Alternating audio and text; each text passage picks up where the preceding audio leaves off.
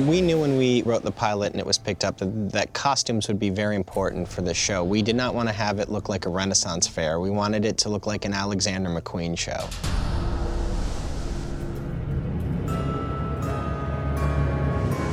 The wardrobe in Once Upon a Time, I think, is pretty amazing. We're so lucky to have Eduardo Castro as our designer. He's Emmy Award nominee for the show. The thing that's so great about him is he actually designs these costumes. I'm one of the few designers left that does their own drawings, and they serve as an inspiration for a jumping off point. I think that's where Eduardo's genius is, in that he sketches and that he can understand what we're saying, and it really has such a distinct and great vision for these costumes. Say I'll email a drawing of, say, Captain Hook to Eddie and Adam. We wanted a different kind of Captain Hook than you've ever seen before. We just wanted it more in a rock and roll vein, so we started sending him pictures of like Jimi Hendrix and Adam Ant and all these different things, and then Eduardo came up with the long leather trench coat and the vest, and he just really dialed into it. And it's, I think, the first time that we've seen Captain Hook portrayed totally all in black. Well, my manners, we haven't been formally introduced. Killian Jones. We, on purpose, avoided any embroidery. It's all very simple. It's all very super sleek.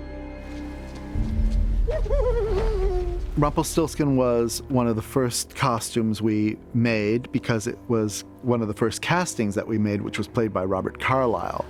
Always nice to make an impression. Where are my manners? We haven't been properly introduced. Rumpelstiltskin. Eduardo de Castro and his team do an absolutely fantastic job, you know, and they do look sumptuous.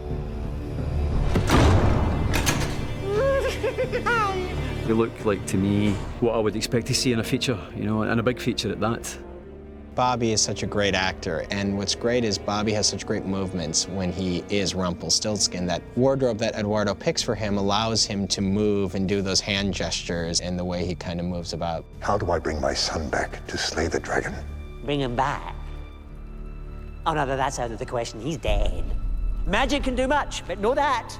And our producer, creator, Eddie Kitsis, had one sentence to say to me, and he said, "Make him a rock star." And with that in mind, we found some incredible skins of leather, some faux, some real.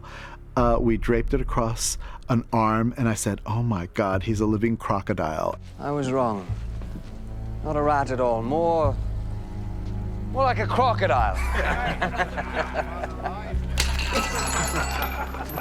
And the rest of it, the way it's all put together, it does help. When I put that on, it tightens me up for a start, and the collar thing that sticks out at the top, these little wings, it sort of gives me a kind of otherworldly look, and I absolutely love it.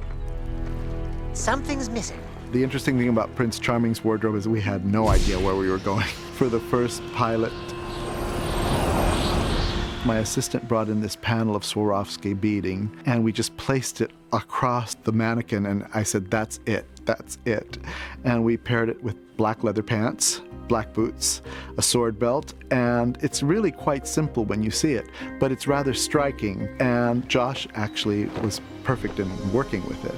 And I think it takes someone of great taste to be able to go through all the hundreds of years of different artists' interpretations of fairy tale costumes and what these characters look like, and be able to make it new, make it cool, and make it cinematic. And I think he does that across the board. And yeah, they're fantastic. No more deals! There was one costume that Eddie and Adam and all the producers in the network just loved, and that was his brown leather doublet. It just says everything that we want to say about Prince Charming.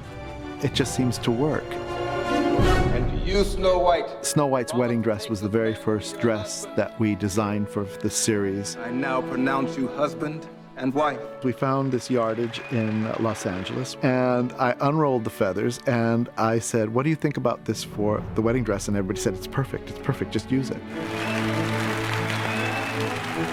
Every gown is essentially couture, and so much thought goes into each and every detail.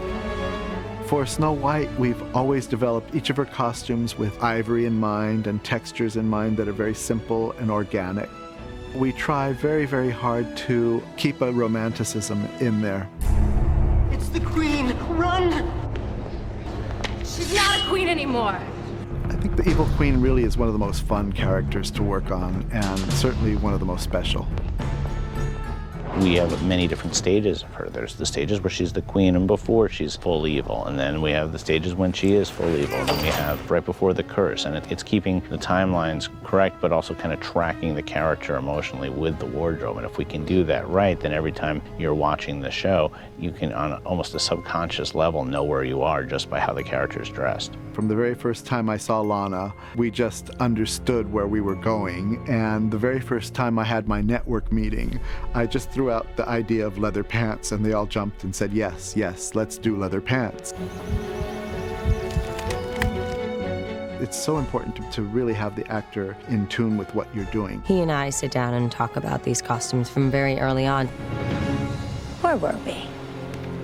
The Queen's costumes have allowed me to really utilize my imagination, and it's one of the most fun characters to work on.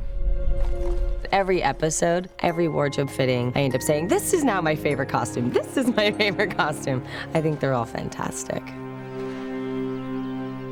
Eduardo's just amazing. Everything is just perfectly made. Like, there's not one stitch that's out of place. I don't know how they do it. And they make these in like 3 days. Every episode I say this is my favorite costume. Eduardo is a genius. He finds a way to express all of our characters very definitively through costumes. We are allowed to proceed with magic, and hopefully it turns out that way on the screen.